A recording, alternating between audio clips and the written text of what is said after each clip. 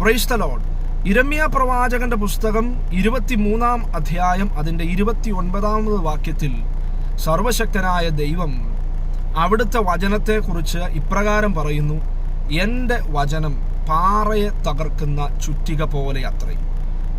പ്രിയ ദൈവത്തിൻ്റെ ജനമേ, അതൊരു മനുഷ്യൻ്റെ അഭിപ്രായമല്ല.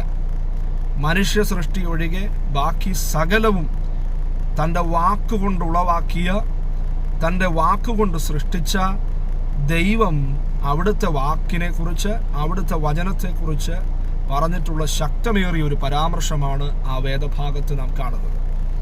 തന്നെക്കാൾ വളരെ വളരെ മടങ്ങ് വലിപ്പമുള്ള ഒരു പാറയുടെ പുറത്ത് നിന്ന് താരതമ്യേന പാറയെ വെച്ച് നോക്കുമ്പോൾ വളരെ വലിപ്പം കുറഞ്ഞ ഒരു ചുറ്റിക കൊണ്ട്, ഒരു കൂടം കൊണ്ട് ഒരു മനുഷ്യൻ ആവർത്തിച്ച് ആ പാറയുടെ മുകളിലേക്ക് അടിക്കുമ്പോൾ അതുമായി വലിയ ബന്ധമില്ലാത്ത, അത് കണ്ടു പരിചയമില്ലാത്ത ഒരു മനുഷ്യൻ ഒരുപക്ഷെ അതൊരു പോഷത്വരമായി കണ്ടേക്കാം.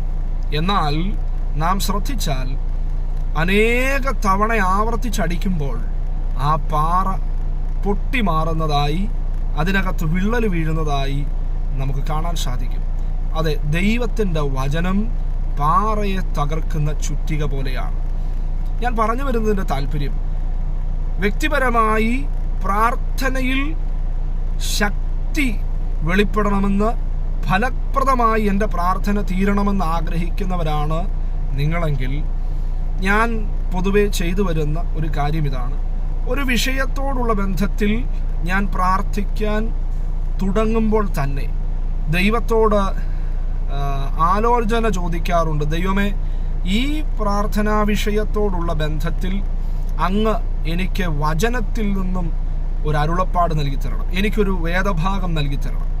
അപ്പോൾ ആ ഒരു പ്രത്യേക പ്രാർത്ഥനാ വിഷയത്തിനു വേണ്ടി പ്രാർത്ഥിക്കാൻ ദൈവത്തിൻ്റെ ആത്മാവ് എൻ്റെ ഉള്ളത്തിൽ ഒരു വചനം തരാറുണ്ട്. ഞാനത് പ്രത്യേകം കുറിച്ചു വെക്കും. ആ പ്രാർത്ഥനാ വിഷയം എഴുതുന്നതോടൊപ്പം അതിൻ്റെ തൊട്ട് താഴെ എനിക്ക് ലഭ്യമായ ആ പ്രാർത്ഥനാ വിഷയത്തോട് ബന്ധപ്പെട്ട ആ വചനവും കൂടെ എഴുതി വെക്കും. എന്നിട്ട് ആ വിഷയത്തിന് വേണ്ടി പ്രാർത്ഥിക്കുമ്പോൾ ആ വേദഭാഗം ഉദ്ധരിച്ചായിരിക്കും ഞാൻ പ്രാർത്ഥിക്കുന്നത്. അത് വളരെ ശക്തമാണ്. പാറയെ തകർക്കുന്ന ചുറ്റികയെ പോലെയാണ് ദൈവത്തിൻ്റെ വചനം. നാം ആവർത്തിച്ച് നമുക്ക് ലഭിച്ച ആ തിരുവചനം അത് ഉദ്ധരിച്ചു പ്രാർത്ഥിക്കുമ്പോൾ ആ വിഷയം എത്ര കടുകട്ടിയാണെങ്കിലും അത് ഒരു ദിവസം നമ്മുടെ മുമ്പിൽ പൊട്ടിമാറും.